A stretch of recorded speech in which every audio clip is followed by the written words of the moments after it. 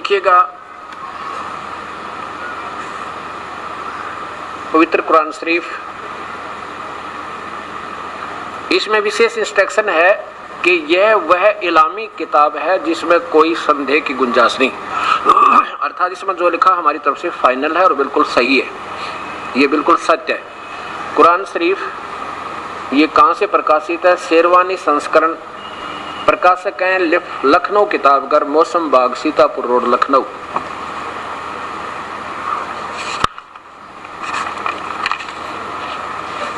लखनऊ की प्रकाशक हैं लखनऊ किताबघर, मौसम बाग, सीतापुर रोड, लखनऊ। इसमें कुरान फुरकानी, सूरत फुरकानी और नंबर 25 में ये प्रमाण है, उसका नाम लिखा है कि वो कबीर परमात्मा है।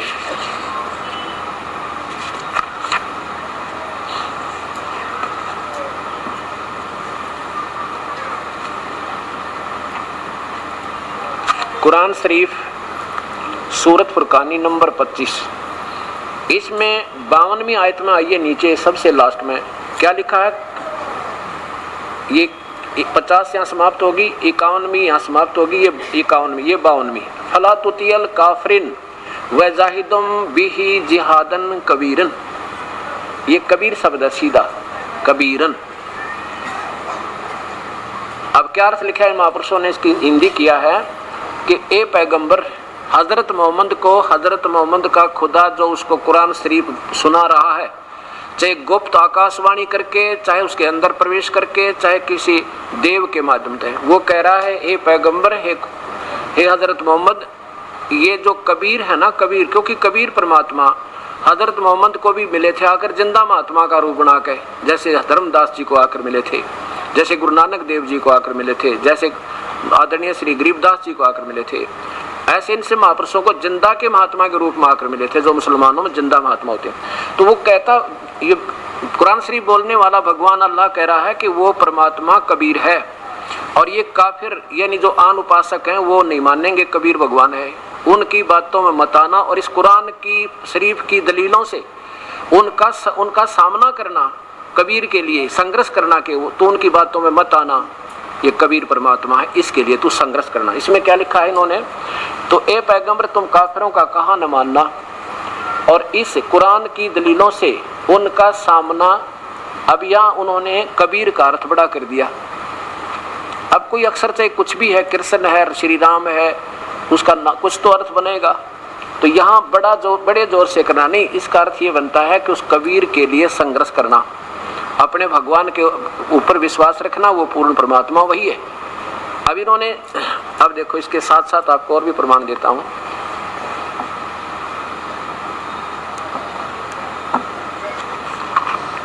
इसी का प्रमाण कुरान मजीद में देखिए,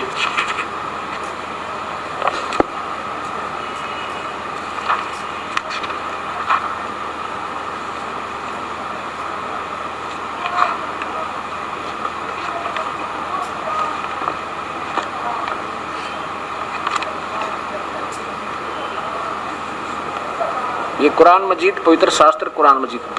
अब एक सत्य को सत्य ही हृदय में जचाने के लिए 25 प्रमाणों की आवश्यकता पड़ेगी आपको। जब जाकर ये मन थोड़ा सा महसूस करेगा कि शायद ही ठीक सा लग रहा है।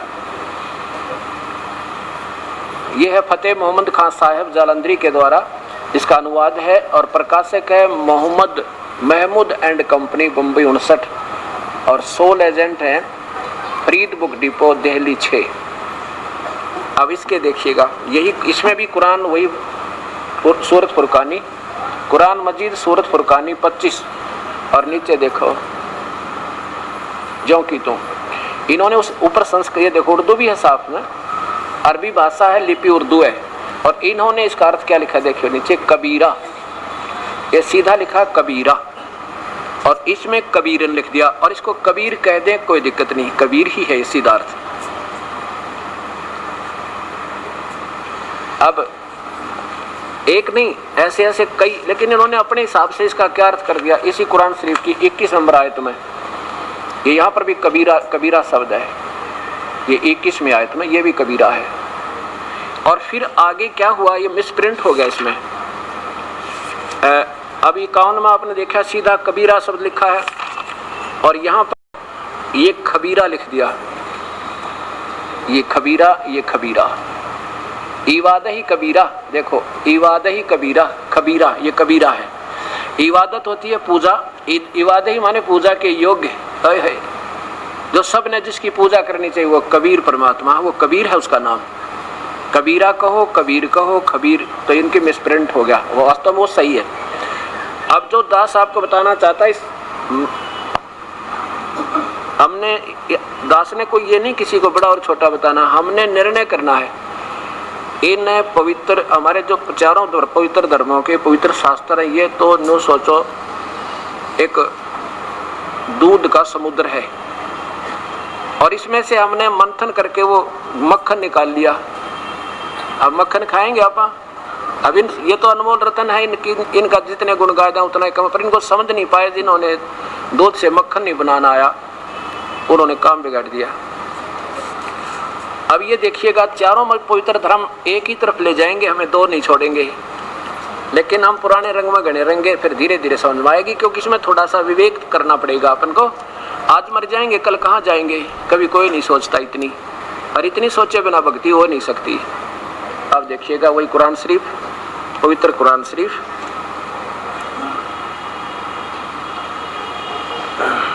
और इसके कुरान सूरत फुरकानी यहाँ से चलते हैं, नीचे आइए फिर 21। वही ये तो हो गया कि वो कबीर परमात्मा है, उसके लिए तू संघर्ष करना, उसका नाम कबीर है। और आगे देखना कि ये वही है जिसने 6 दिन में सृष्टि रची, 7वें दिन तख्त पर जा बैठा।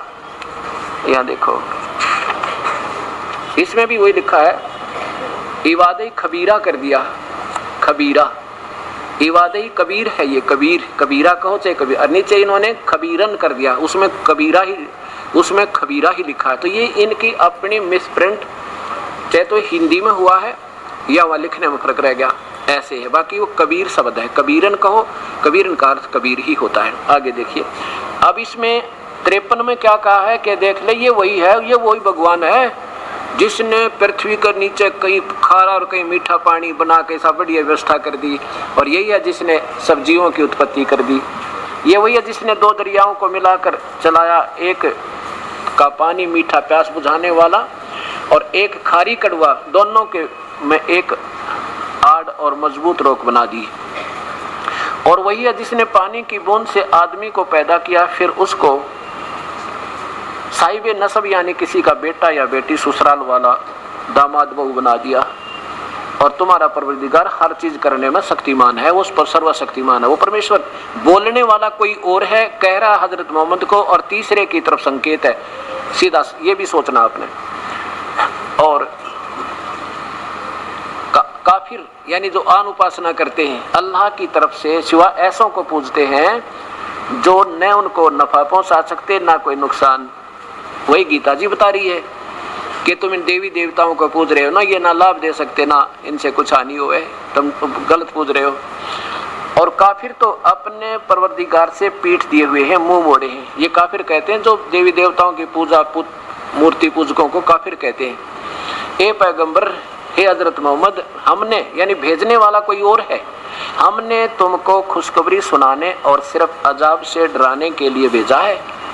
और इन लोगों से कहो कि मैं तुमसे उस अल्लाह के हुक्म पर कोई मजदूरी नहीं मांगता, हाँ जो चाहे अपने परवरदिगार तक पहुंचने की राह इख्तियार कर ले।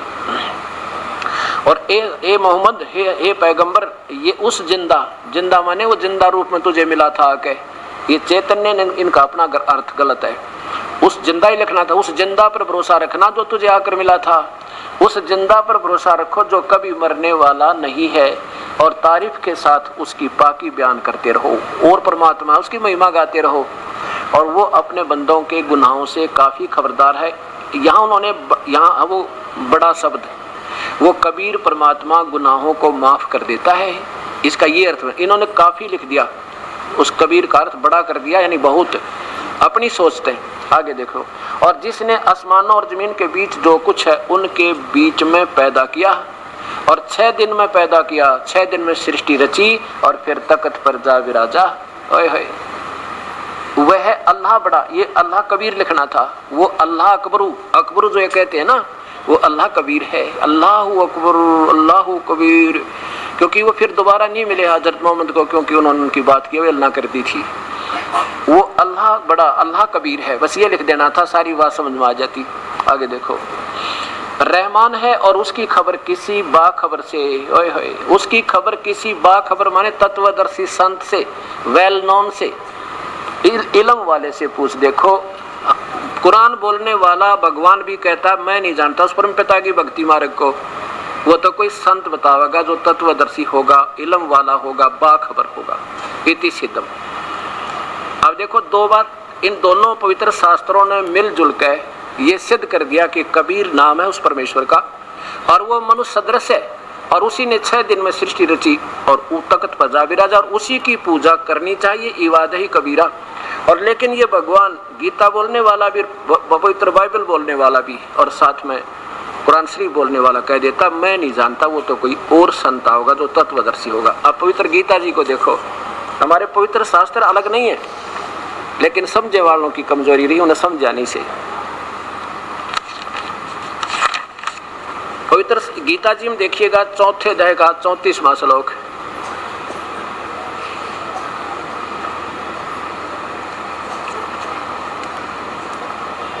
अध्याय नंबर 4 का और श्लोक नंबर मंत्र 34। उस ज्ञान को, पूर्ण परमात्मा के ज्ञान को तू तत्वदर्शी ज्ञानियों के पास जाकर समझ, उनको भली भांति दंडवत प्रणाम करने से, उनकी सेवा करने से और कपट छोड़कर सरलता पूर्वक प्रसन्न करने से वह परमात्म तत्व को भली भांति जानने वाले ज्ञानी महात्मा तुझे तत्व ज्ञान का उपदेश करेंगे। गीता बोलने वाला भगवान कहता मैं नहीं जानता उसको, और फिर ये बता दिया वो तत्वदर्शी होगा कौन, 15वें अध्याय के पहले श्लोक में देखिएगा। अब ये ऐसा जटिल ज्ञान बन गया कि इसको स्वयं लिखा गीता में कि इसको तो कोई सत्य ज्ञान रूपी हथियार तक काटनिया होगा ना, बजर लेकर के वो समझा सकेगा, आम जीव के बस का नहीं इसको समझाना। 15वें अध्याय के पहले श्लोक में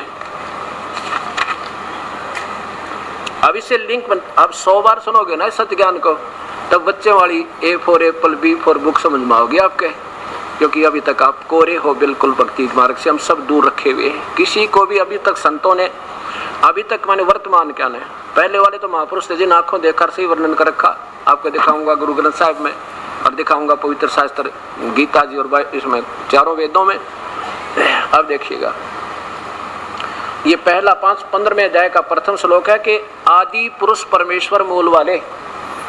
अब ये भी प्रमाण दिया है कि जो ऊपर को जड़ वाला और नीचे को शाखा, तीनों गुणों रूपी शाखा वाला, ये संसार रूपी एक वृक्ष समझो फॉर एग्जाम्पल, और इस पूरे ब्रह्मांड को यानी पूरे सारे सृष्टि रचना को जो संत बता देगा, सही नारी नारी मूल से लेकर तना क्या है, डारी क्या है, ये डार क्या है, ये टहनी क्या है, तो वो समझना वो तत्वदर्शी संत है, वो बाखबर है।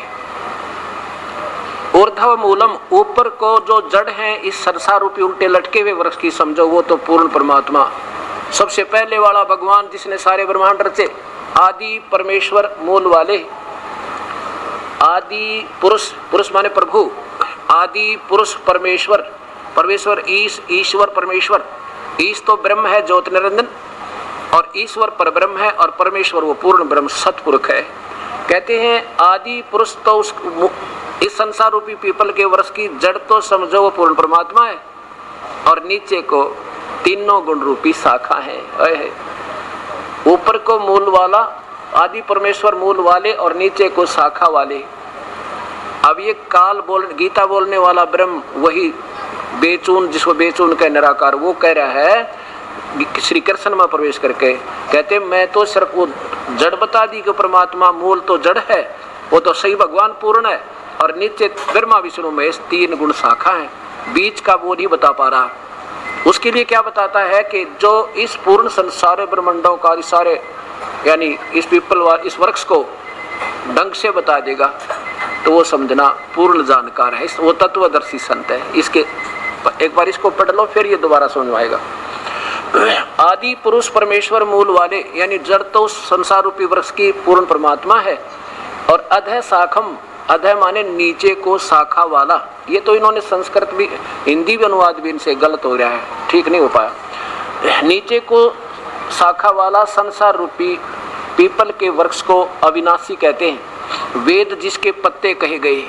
आगे देखो, उस संसार रूप वृक्ष को जो संत जड़ से लेकर और सारी व्याख्या कर देगा वो तत्वदर्शी संत है, सह वेदवित, वो वेद के जानने वाला है। ये प्रमाण भी दे दिया कैसा होगा वो तत्वदर्शी संत अर्जुन, कि वो सह वेदवित, जो तत्व से जानता है सारे ब्रह्मांडों को, जड़ कौन है, शाखा कौन है, वो तत्वदर्शी संत है। वो तत्व से जानने वाला, जो वेद के तात्पर्य को सही जानता है, वो समझ लेना, वो है तत्वदर्शी संत, जो ये व्याख्या बता देगा। उसके लिए देखिए, फिर देखो, वो परमात्मा स्वयं आकर बताई कबीर साहब ने। अब देखो यहां से ऊपर ऊपर, ये तो मूल के बाद जमीन से बाहर दिखाई देता, उसको वृक्ष कहते हैं। अक्षर पुरुष एक पेड़ है, निरंजन वा की डारे, और तीनों देवा शाखा है, ये पाते रूप संसार ही। जमीन से बाहर नजर आने वाले को पेड़ कहा है, परमेश्वर कहते हैं। गीता जी के 15वें अध्याय के पहले पूरे 15वें अध्याय को समझा दिया एक श्लोक में। अक्षर पुरुष कौन है? ये तना है, ये तना है, ये परब्रह्म है, इसमें से एक डार निकली, ये ब्रह्म है, और इसके 3 पुत्र ब्रह्मा विष्णु महेश, रजगुण ब्रह्मा, सतगुण विष्णु, तमगुण शिव जी, ये डारी है। अब जड़ कौन है? ये पूर्ण ब्रह्म, ये है वो आदि मूल परमेश्वर, आदि पुरुष परमेश्वर मूल वाले। ये तो पूर्ण ब्रह्म है, ये परब्रह्म है, और ये ब्रह्म है, और ये इसके ब्रह्म के 3 बेटे ब्रह्मा विष्णु महेश है। और आगे हम यहाँ पर हम है। अब क्या बताते हैं? अब गीता जी में ये बता दिया कि जो इस संसार रूपी सारे ब्रह्मांडों को सही ढंग से बता देगा, उसको समझना वो तत्वदर्शी संत है।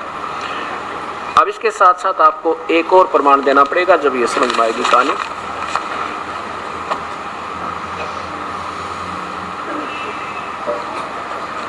ये एक देखिएगा ब्रह्मांड का चित्र, इसमें ये एक ब्रह्मांड है, इसे पिंड भी कहते हैं, इसे अंड भी कहते हैं। इसी को पिंड, इसी को ब्रह्मांड और इसी को अंड भी कहते हैं। देखिएगा, एक ब्रह्मांड, क्योंकि इसका एलिप्टिकल शेप है, इसलिए इसी को अंडाकार भी कहा, पूरे के पूरे को अंड भी कहते हैं। और शरीर में, हमारे अंदर चैनलों में, इसी के अंदर हो रहे सभी कार्यक्रम इस शरीर पिंड में दिखाई देते, इसलिए इसको पिंड भी कहा है। तो ये एक ब्रह्मांड है जिसमें ब्रह्मा, विष्णु और महेश, ये केवल स्वर्गलोक, पृथ्वीलोक और पाताल लोक पर एक एक विभाग के भगवान हैं, मालिक हैं, प्रभु हैं, स्वामी हैं। बस जैसे ये एक स्टेट समझो, स्टेट में ये काल ज्योत निरंजन यहाँ पर ब्रह्मलोक में रहता है, यहाँ से कंट्रोल करता है।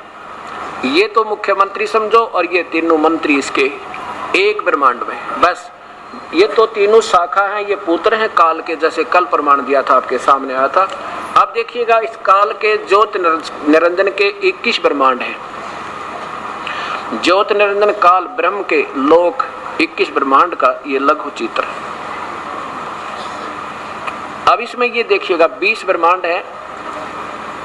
एक ब्रह्मांड आपने देखा, वो तो ये समझो, ये कोई सा भी जानो, इन ऐसे 5 ब्रह्मांडों को का एक ग्रुप बनाकर, एक समूह बना करके एक महाब्रह्मांड बना रखा है। ऐसे ऐसे 4 महाब्रह्मांडों में 20 ब्रह्मांडों को रोक कर फिर चारों तरफ से फिर बंद किया हुआ है काल ने। आगे देखो ब्रह्म ने, और ये एक महाब्रह्मांड तुल्य ये स्थान ने स्वयं ले रखा। इसमें नकली सतलोक, नकली अलकलोक और नकली अगमलोक और नकली अनामी लोक की रचना इस काल ने कर रखी है, धोखा देने के लिए। अच्छा, ये तो 21 ब्रह्मांड हुए ब्रह्म के, ज्योत निरंजन के। और ये देखो पूर्ण व्यवस्था, ये तो ब्रह्म ज्योत निरंजन के 21 ब्रह्मांड। और इसमें इसके पुत्र शाखा एक ब्रह्मांड में ब्रह्मा विष्णु में से एक विभाग के भगवान है, मालिक है। और ये तो ब्रह्म, और ये परब्रह्म के 7 शंख ब्रह्मांड है, नील पद्म शंख 7 मिलियन।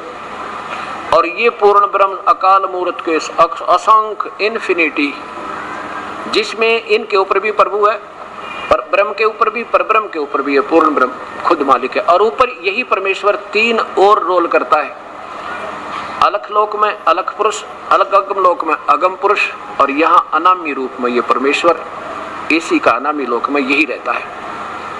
अब ये समझ में, अब गीता जी को देखिए आप, ये 4 श्लोक सुन के फिर आगे चलेंगे।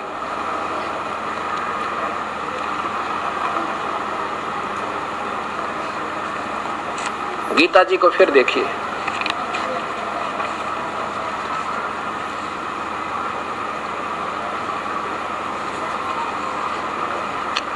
अध्याय नंबर 5, 10वां अध्याय, पहला श्लोक।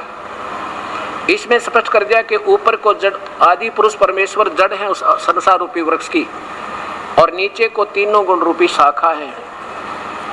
और संसार के अविनाशी, किसे अविनाशी कहते हैं संसार रूपी वृक्ष को, और वेद जिसके पत्ते समझो कहे गए हैं। और उस संसार वृक्ष को जो संत, जो व्यक्ति मूल सहित यानी जड़ से लेकर नीचे तक तत्व से जानता, स वेदवित, वो तत्वदर्शी संत। आगे देखो दूसरे में क्या कहा है कि उस संसार रूपी वृक्ष की, उस संसार वृक्ष की तीनों गुण रूप रजगुण ब्रह्मा, सतगुण विष्णु, तमगुण शिव जी।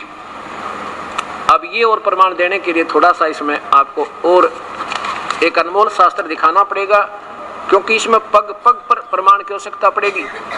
और ये जो सीडी बन रही है ये हर समाज के पास जा रही है,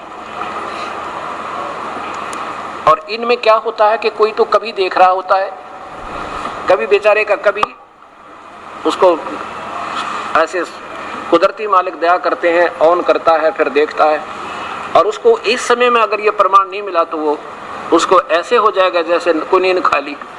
कहते ब्रह्मा विष्णु महेश टैनिक थोड़ी हो सकती हैं, ये कौन से गुण थोड़े ही हैं, क्योंकि हमारा ज्ञान अभी बच्चों वाला है। अब देखिएगा,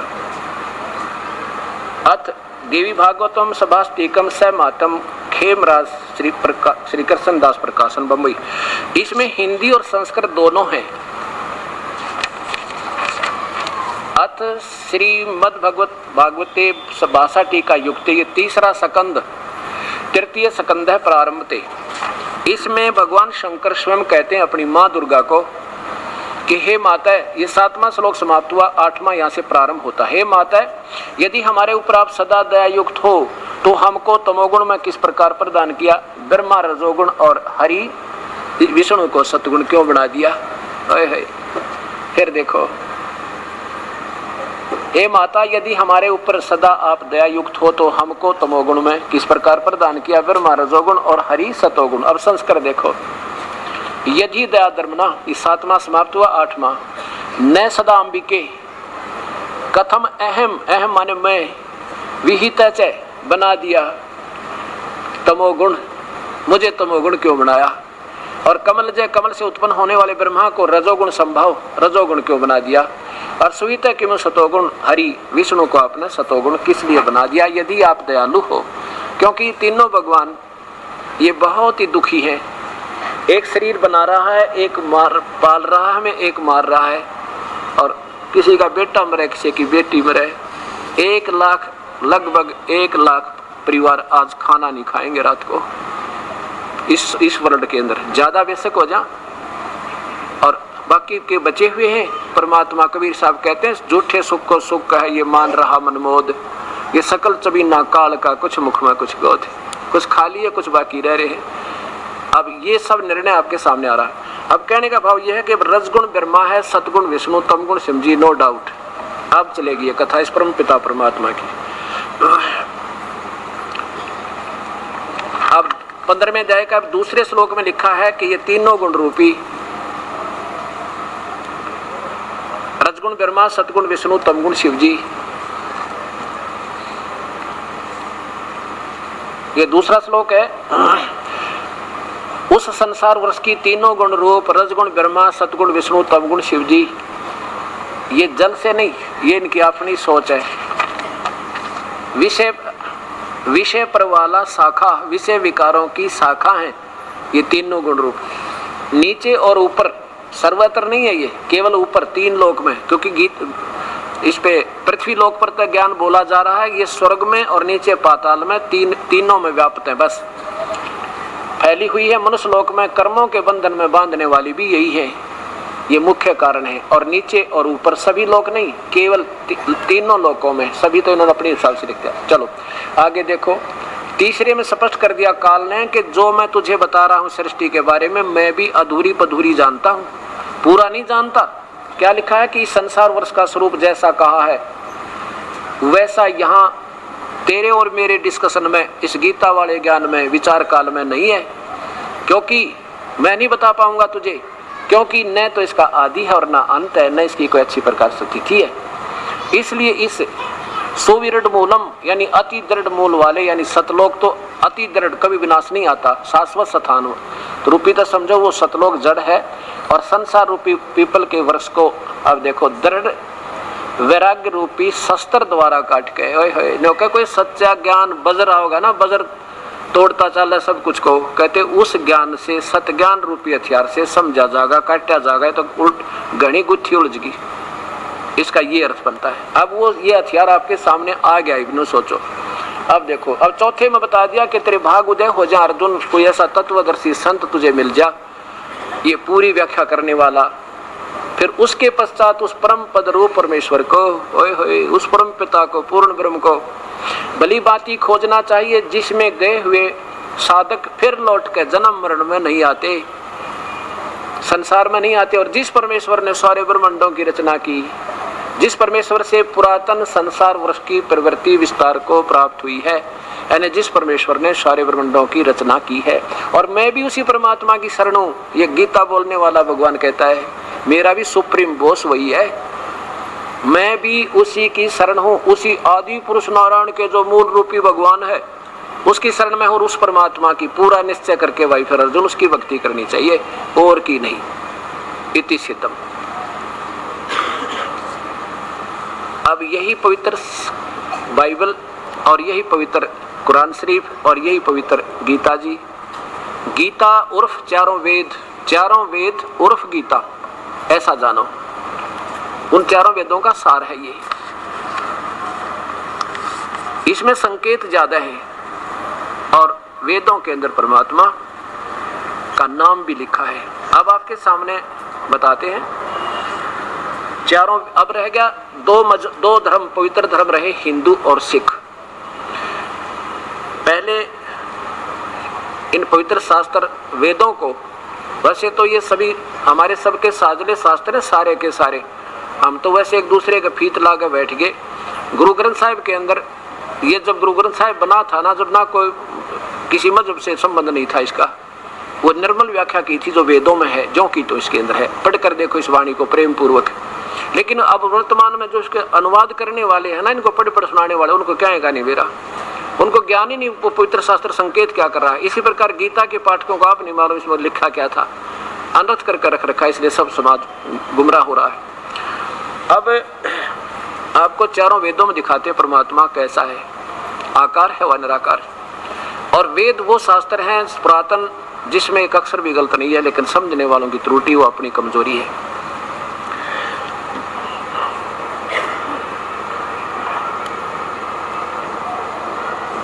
अब वर्तमान में वेदों का अनुवाद जिन्होंने किया है उसमें सबसे पहला नंबर महर्षि दयानंद जी का आता है। अब कलयुग के अंदर टीकाकारों में इसका अनुवाद भाषा करने वालों में, और उस महापुरुष ने अपने वेदों को कम पढ़ा और अन्य शास्त्रों को अधिक पढ़कर फिर एक सत्यार्थ प्रकाश की रचना कर दी पूरे जीवन में। उस सत्यार्थ प्रकाश में उन्हें अपनी सोच से वही लिख दिया कि परमात्मा निराकार है, उसका कोई आकार शरीर नहीं है। और फिर उन्होंने जो लास्ट के 4-5 वर्षों में वेदों का अनुवाद करना शुरू किया, उनमें लिखा मिल गया कि वो परमात्मा सशरीर है। उस अपने सत्यार्थ प्रकाश को सही रखने के लिए उसमें उसको अपने हिसाब से उसको तोड़ मोड़ दिया, उन अर्थों का वो वास्तविक अर्थ नहीं किया। आपके सामने प्रमाण देता हूँ। अब देखो, ये ऐसे बुरा नहीं मानना चाहिए किसी ने कि हम किसी की निंदा करते हैं। निंदा नहीं करता दास कति भी, ना कोई शौक मुझे। और मैं ये कहता हूँ परमात्मा निंदा करने से पहले अजीब कट जाता है। अब देखो, पीछे 500 का नोट नकली चलाता है, किसी नीच आत्मा ने बना लिया और उसमें ना जाने कितने लोग धोखा खाते। गवर्नमेंट ने दोनों दिखा दिए, असली भी और नकली। भाई देख लो, असली वास्तविक इसमें ये है और डुप्लीकेट ऐसा है, ओरिजिनल ऐसा है।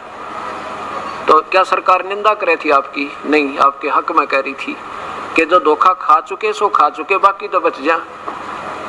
अब ये दास सिर्फ इतना ही कर रहा है, अपनी तरफ से कुछ नहीं मिला रहा। मैं ये दिखा रहा हूँ कि शास्त्र, ये पवित्र शास्त्र अपने पवित्र धर्मों के ये बताएं और ये संत ये बताएं।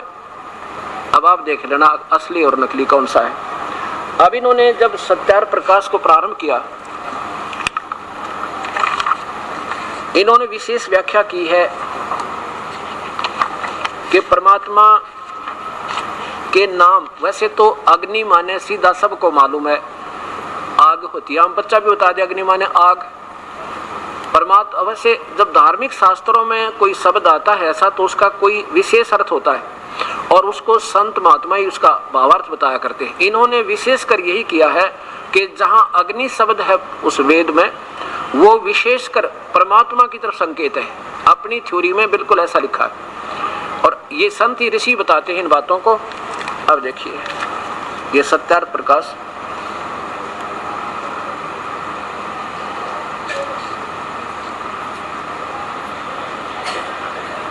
ये है महर्षि दयानंद सरस्वती विरचित, स्वामी विरचित वैदिक पुस्तकालय दयानंद आश्रम केसरगंज अजमेर में इसका प्रकाशन है।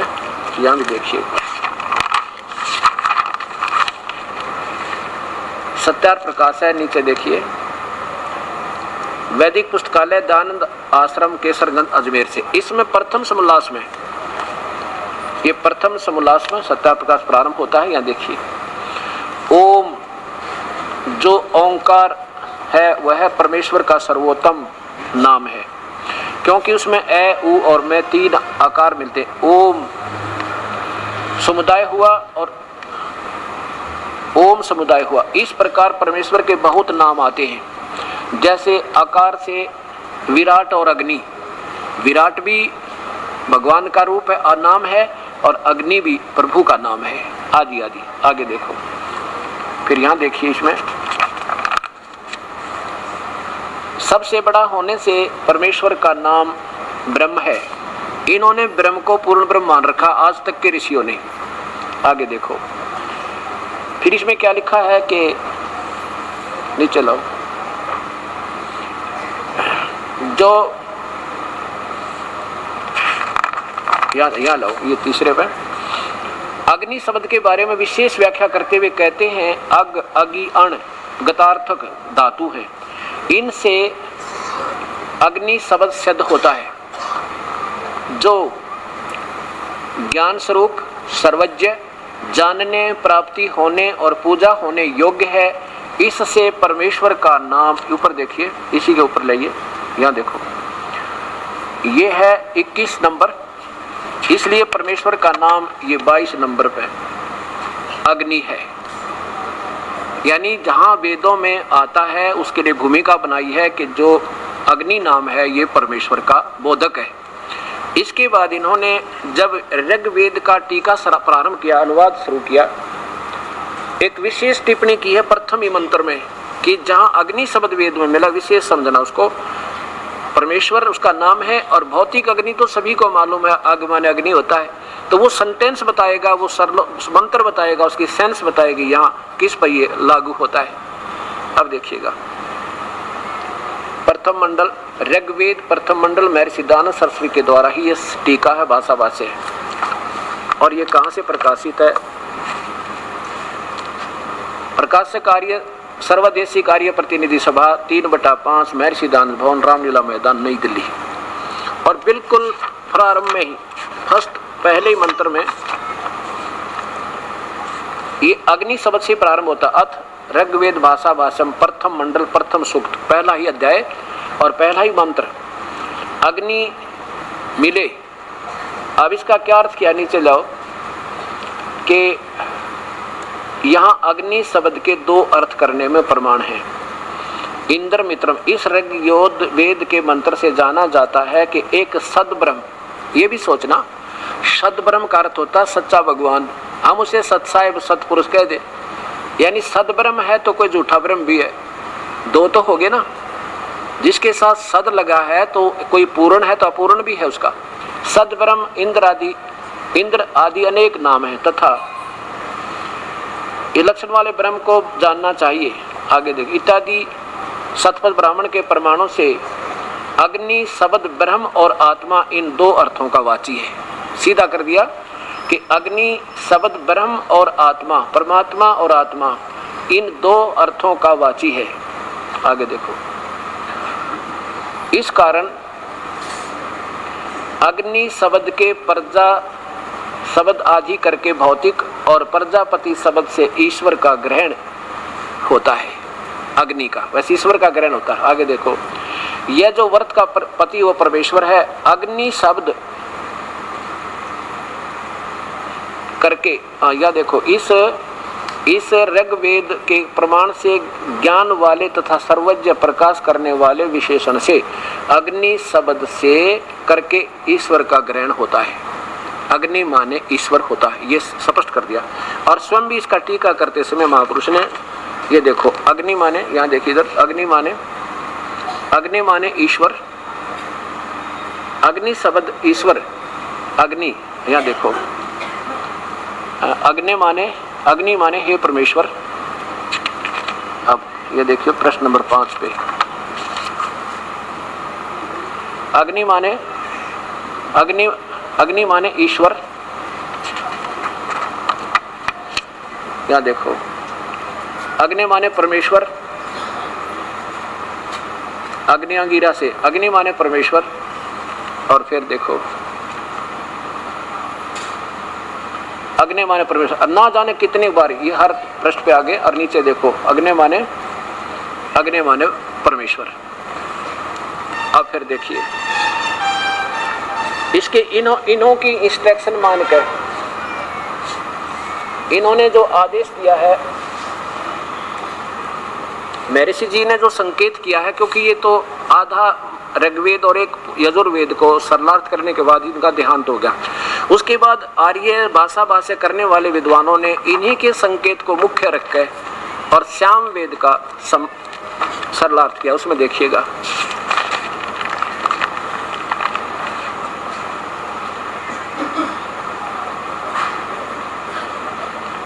ये यजुर्वेद और सामवेद दोनों इकट्ठे जल्द कर रखा है। और ये कहां से प्रकाशित है ये देखिएगा,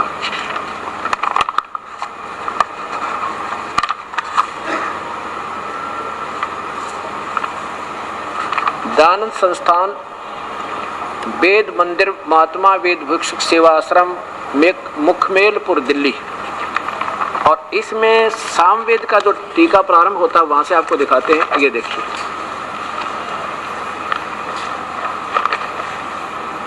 पहले ही श्लोक से प्रारंभ होता, अग्नि माने हे ईश्वर, अग्नि माने हे परमेश्वर, अग्नि माने ईश्वर का, अग्नि माने परमेश्वर, अग्नि माने हे ईश्वर, अग्नि माने हे ईश्वर, अग्नि माने हे परमेश्वर। ढेर सारे प्रमाण आपके सामने, अग्नि माने हे परमेश्वर ईश्वर, अग्नि माने हे ईश्वर, अग्नि माने हे परमेश्वर, अग्नि माने हे परमेश्वर, आदि आदि, अग्नि माने हे परमेश्वर। और भी बहुत से। अब दास ने जब ये देखा, क्योंकि वेदों का सरलार्थ कुछ आंशिक देखना चाहा कि शायद इन पवित्र शास्त्रों में अगर प्रमाण मिल जाए। वैसे तो अपने भगवान की वाणी पर हमने पूरा विश्वास था, क्योंकि कबीर साहब ने वो पूर्ण परमात्मा ने अपनी महिमा बताई आके।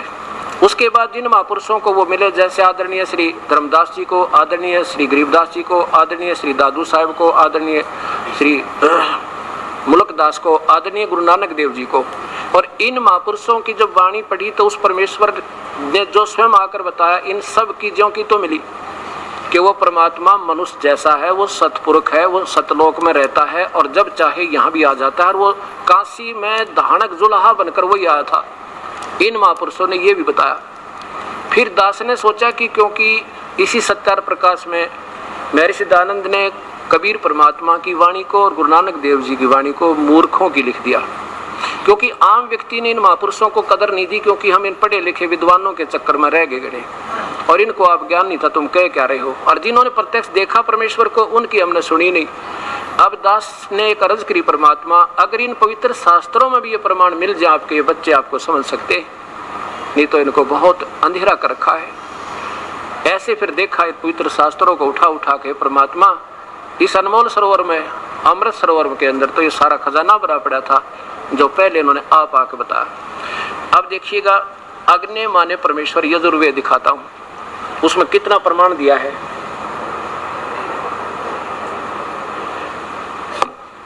अब इस महापुरुष के सामने यजुर्वेद महर्षि दयानंद जी ने अनुवाद किया है इसका पूरा। अब इनके सामने समस्या आ गई कि समाज के पास सत्यार प्रकाश पहुंच गया, 40 साल से पढ़ रहे दुनिया, और अब इस सत्यार इस वेद में अगर लिख दो परमात्मा सह शरीर है तो दुनिया जो है तेरी एक नहीं सुने। अब ये बेचारा फंस गया और फिर इन्होंने अपने हिसाब से को तोड़ मरोड़ने की चेष्टा की, ऐसा लग रहा है। देखिएगा,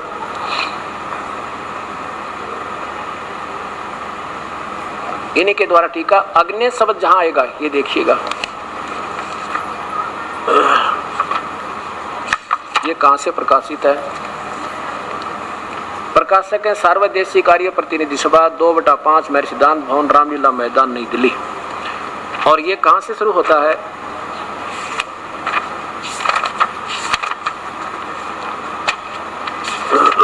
ये यहां से प्रारंभ होता है। अथ यजुर्वेद भाषा भाष्य। अब ये चलते चलते कहाँ आते हैं, नीचे देखिएगा, इसमें भी इन्होंने विशेष वर्णन दिया है, ये कहां से शुरू हुआ, कब हुआ, और फिर यहां देखो। अब हम इसको 15 में, इसके प्रथम अध्याय के 15वें श्लोक पर ले चलते हैं। प्रथमो अध्याय यजुर्वेद, या देखिए इसमें लिखा है अग्नि तनुरसी। अग्नि माने परमेश्वर, तनु माने सह शरीर, असी माने है। परमात्मा सह शरीर है। अब ये स्वामी जी यहाँ विचलित हो गए, इन्होंने 10-11 शब्दों का अर्थ छोड़ दिया। ऐसा लग रहा है शायद जानबूझ करके, मैंने तो वेदों को पढ़ा है क्योंकि उन्हें मोटे मोटे पढ़े और ये सामने उस समय नहीं आया, तो इसलिए उन्होंने इन 12 शब्दों का अर्थ त्याग दिया। आप देखिएगा कहीं भी ये ब्रैकेट में अग्नि शब्द, ये ब्रैकेट में संस्कृत है, फिर इनका हिंदी क्या है, कहीं पर भी अग्नि शब्द नहीं है, कहीं पर भी अग्नि शब्द नहीं है, और ना तनु शब्द है, ये संस्कृत ब्रैकेट में है इनकी। अब इनका 11 शब्दों का अर्थ त्याग दिया। अग्नि तनुरसी 3, वाचो विसर्जन, ये देवितो भविष्य हविष्कृत, ये 11 और 124 साल हो गए इसको छपते ना, अभी तक इसको करेक्ट नहीं कर पाए। आगे देखिए, अब इसमें क्योंकि अग्नि माने परमेश्वर, पर ये स्वयं अग्नि माने परमेश्वर इसमें भी लिख रहे हैं, और अग्नि माने परमेश्वर 18 में भी लिखा है इन्होंने, अग्नि माने परमेश्वर। अब ये 5वें अध्याय के प्रथम श्लोक में फिर इकट्ठा 2 बार आ गया, जैसे पवित्र बाइबल में आपने देखा कि परमात्मा ने मनुष्य को अपने जैसा बनाया, परमात्मा ने मनुष्य को अपना ही स्वरूप दिया, और 3 बार लिखा पवित्र। ऐसे ही इस 5वें अध्याय के प्रथम श्लोक में 2 बार इकट्ठा ही लिखा है।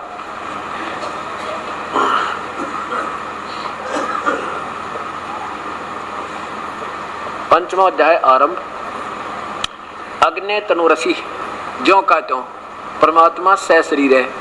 और विष्णुवे तवा सोमस्य तनुरसी, विष्णुवे माने सर्वपालक, सर्व पालन करता, सर्वव्यापक परमेश्वर स्वयं। सोमस्य माने उस अमर पुरुष का, सतपुरुष का। तनु माने शरीर, असी माने है। अब सोम माने ये स्वयं लिखते हैं, सोम माने आप देखिए, ये यहाँ पीछे देखिए पहले चौथे अध्याय के 16वें श्लोक में,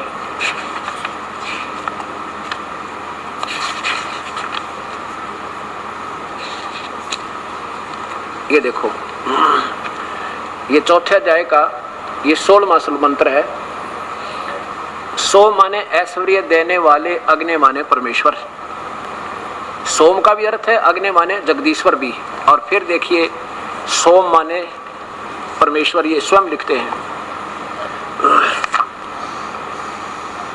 5वें अध्याय के 35वें श्लोक में लिखा है सोम माने, ये इधर देखो 35वां श्लोक, सोम माने ऐश्वर्य देने वाले जगदीश्वर। और इसके यहाँ क्या आ गया, सोमस्य यानी ईश्वर का सर्वव्यापक सारी सृष्टि का रचनहार स्वयं, तो माने वो आप, सोमस्य माने उस परमेश्वर का, तनु माने श्री रसी माने है। अब और दिखाऊंगा आपको, सोम माने परमात्मा होता है।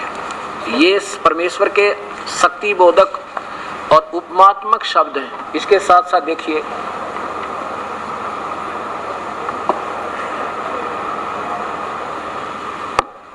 यही इसमें भी सोम माने अर्थ को सैकड़ों बार लिखा है।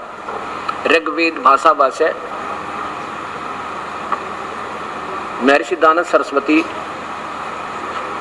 और ये कहां से प्रकाशित है, सर्वदेशिक आर्य प्रतिनिधि सभा, महर्षि दानव भवन, रामलीला मैदान, फोन नंबर इतना, नई दिल्ली। इसमें कम से कम सैकड़ों स्थानों पर सोम माने परमेश्वर, सोम माने परमेश्वर, जिसकी गिनती नहीं हो सकती।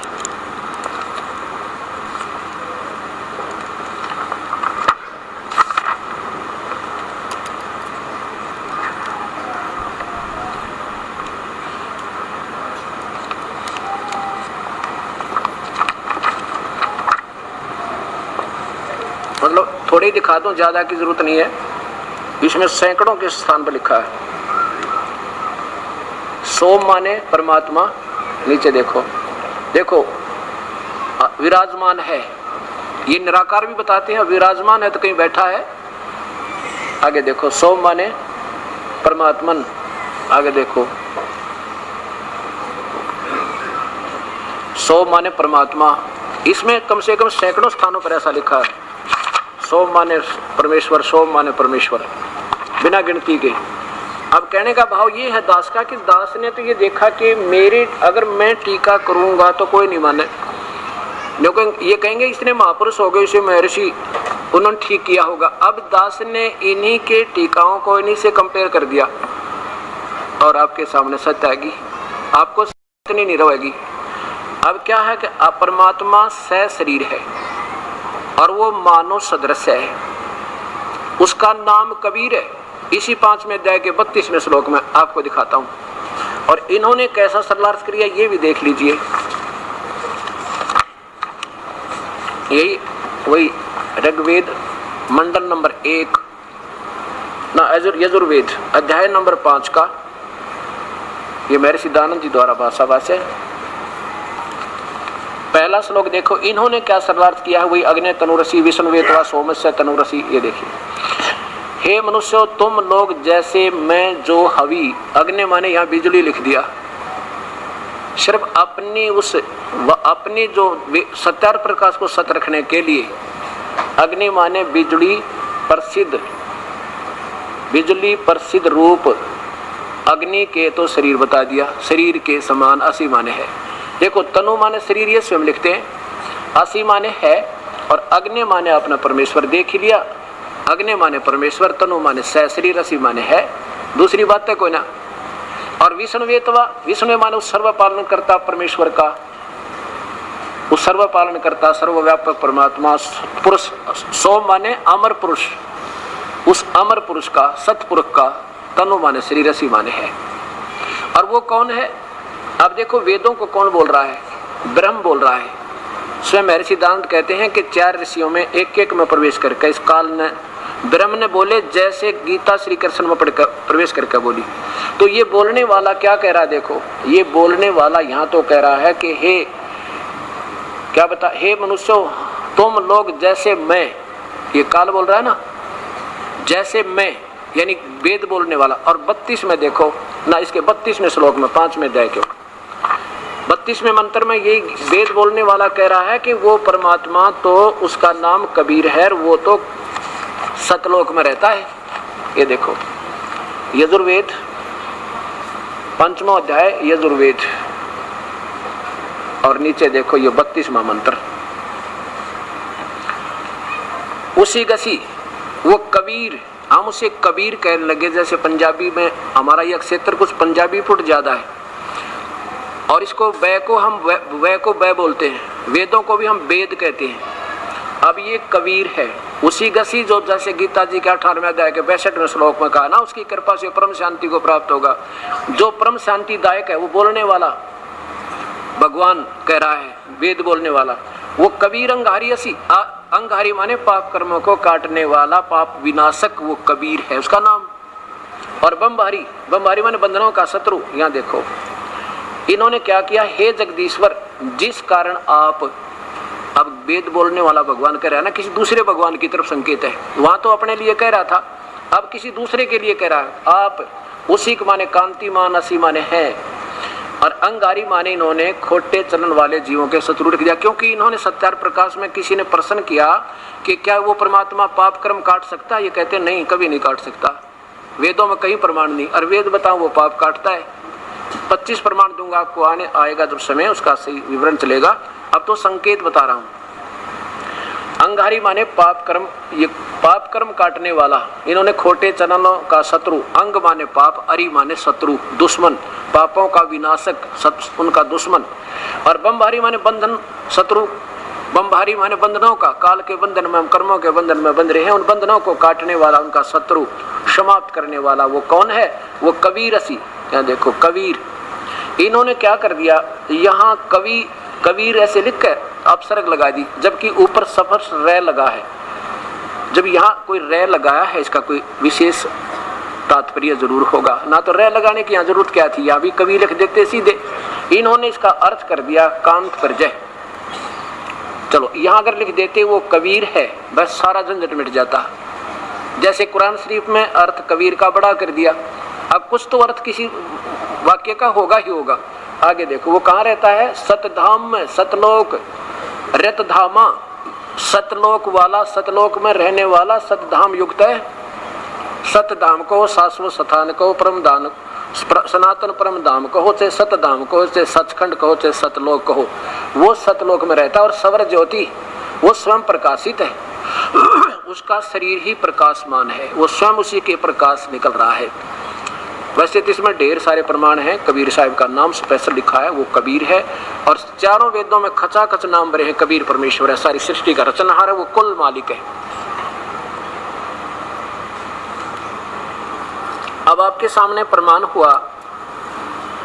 अब 3 पवित्र धर्मों के पवित्र शास्त्र निर्णय हो गया कि परमात्मा सशरीर है, मनुष्य जैसा है, और वो उसका नाम कबीर है। अब ये बाकी रह गया कि जो काशी में आया था जुलाहा बनकर, दानक बनकर, क्या वही है क्या ये? अब ये बात फिर समझ में नहीं आवा, क्योंकि हमने परमात्मा की जो व्याख्या कुछ और सुन रखी है। अब ये भी आवेगी, क्योंकि पिछली कहानी भी हमने सुन के हमारे हृदय में जची है, इसको भी कुछ ज्यादा सुनेंगे तो ये भी समझ में आ जाएगी। अब पवित्र धर्म सिख धर्म की कहानी आपको सुनाते हैं। सिख धर्म के कहते हैं ना, एक हस्ती की पैड़ में सब जीवों की पैड़, और सार शब्द चीने बिना ये दुनिया घाले खेड़। एक हाथी के पैर में सब प्राणियों की पैर की यानी पैर आ जाते हैं, यानी उसमें एक ही को ले लिया हमने, उसके कहानी सुन ली तो सब समावेश हो जाते। ऐसे सबसे पहले सिख धर्म के यानी हाथी यानी सर्वोपरि सबसे श्रेष्ठ महापुरुष गुरु नानक देव जी को ले लेंगे तो उन्होंने जो कहा फाइनल है, बस वो सबके लिए समावेश यानी सबके लिए स्वीकार्य है। गुरु नानक देव जी कौन थे? गुरु नानक देव जी सतयुग में ये प्यारी आत्मा राजा अम्बरीश थे। होए होए। अब इससे ये भी सिद्ध होगा कि हमारे पूर्वज अलग नहीं है, हम एक पिता के संतान हैं, हम एक ही भगवान के बच्चे हैं।